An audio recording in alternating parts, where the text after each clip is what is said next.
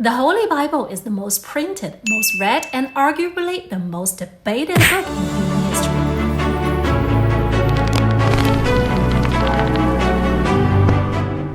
It has shaped empires, inspired the greatest works of art, and it defined the moral compass of billions. But when you stripped away the centuries of theology, the stained glass windows, and the Sunday school lessons, what are you actually left with? How much of this ancient text is rooted in the dust and the stone of real human history? Today we are going to embark on a cinematic journey back to the Bronze and Iron Ages. We are going to dig into the archaeological dirt to uncover the historical secrets hidden within the Bible's most famous stories. Let us start at the very beginning, or at least the beginning of human civilization. The book of Genesis paints a vivid picture of a world cleansed by a catastrophic global flood. We all know the story. Humanity grows wicked, God decides to hit the reset button, and a righteous man named Noah is commanded to build a colossal ark to save his family and animals. For centuries, this was viewed as a uniquely biblical event. But in 1872, a man named George Smith was translating ancient clay tablets in the dusty archives of the British Museum. These tablets were from the ancient city of Nineveh, written in the Sinai form, the wedge-shaped writing of Mesopotamia. As Smith translated the text, he read something that made him jump up and run around the world in absolute shock. He had discovered the Epic of Gilgamesh, a Babylonian myth written centuries before the book of Genesis. In it, a god warns a man named Utnapishtim about a coming flood. The boat rests on a mountain, and birds are sent out to find dry land. The parallels are so detailed and consistent that they cannot be coincidence. They point to a shared cultural memory across the ancient Near East. Historians now believe that the biblical flood narrative is part of a much larger shared cultural memory of the ancient Near East, perhaps echoing a real localized catastrophic flood in the Tigris and Euphrates river valleys that left a permanent scar on the human psyche. But as we move forward in the biblical timeline, the stories begin to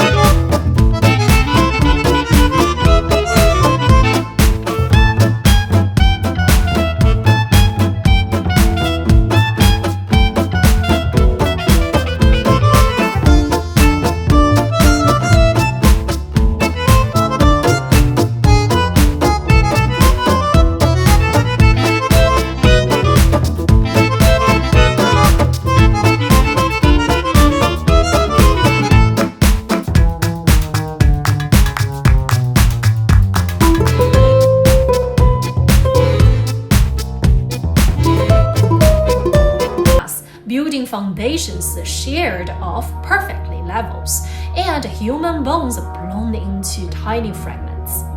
The temperatures required to melt this pottery exceed 2,000 degrees Celsius.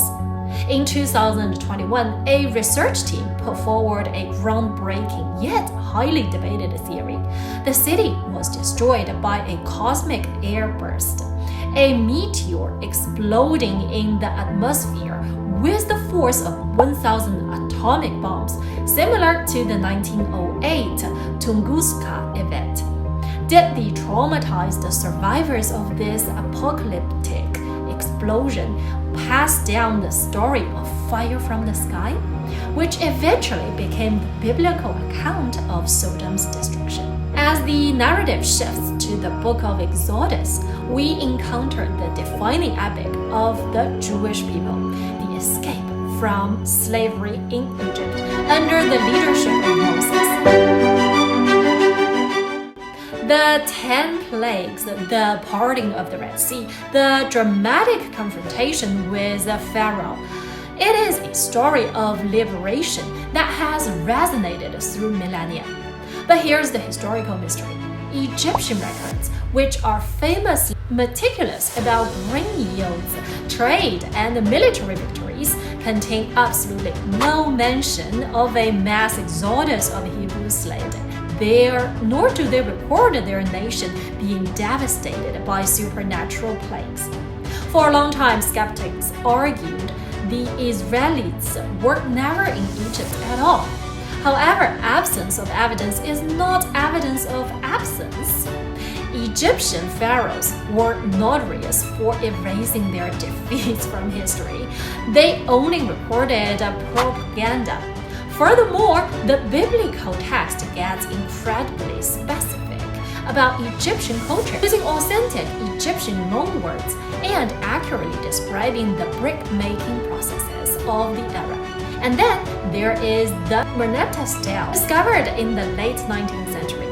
This towering granite monument was carved by Pharaoh Merneptah around 1208 BC.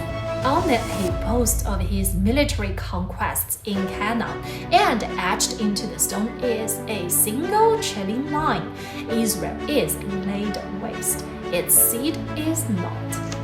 This is the very first time the name Israel appears in the historical record outside the Bible.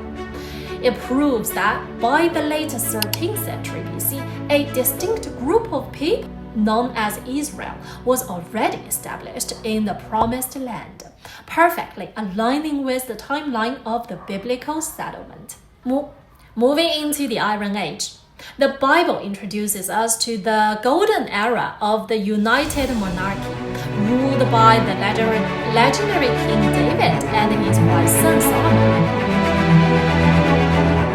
David is the ultimate underdog, the shepherd boy who slayed the giant Goliath and united the 12 tribes. For a long time, historians viewed David as the King Arthur figure, a mythological hero rather than a historical king. There was no archaeology of his existence. That is, until 1993. In the northern region of Israel, at a site called Tel Dan, archaeologists were excavating an ancient city gate when they found a shattered basalt stone. It was a victory monument erected by an Aramean king boasting about killing his enemies, and there, clearly carved in the ancient Aramaic script, were the words Beit David, the house of David. This discovery sent shockwaves through the archaeological community, undeniably proved that King David was a real historical figure, the founder of a dynasty that was recognized by rival nations. While the biblical accounts of his reign may be stylized and grand, the man himself truly walked the earth, establishing Jerusalem as a capital that would become the center of the world's nation. But perhaps the most crucial historical event in the entire Bible isn't a miraculous victory, but a devastating defeat. In 586 BC, the Babylonian Empire, led by King Nebuchadnezzar II, laid siege to Jerusalem.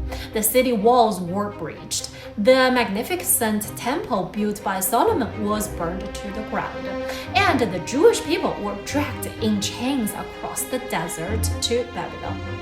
This is known as the Babylonian Exile, and it triggered the greatest existential crisis in biblical history.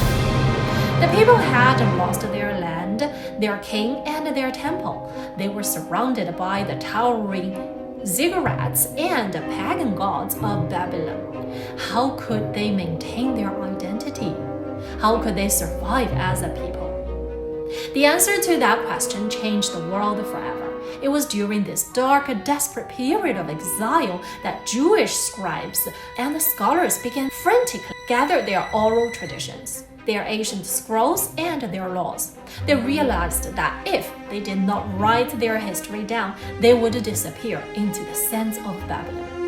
Drawing on hundreds of years of oral traditions and scattered written texts, Jewish scribes systematically compiled, edited, and standardized the core framework of the Torah, the first 5 books of the Bible.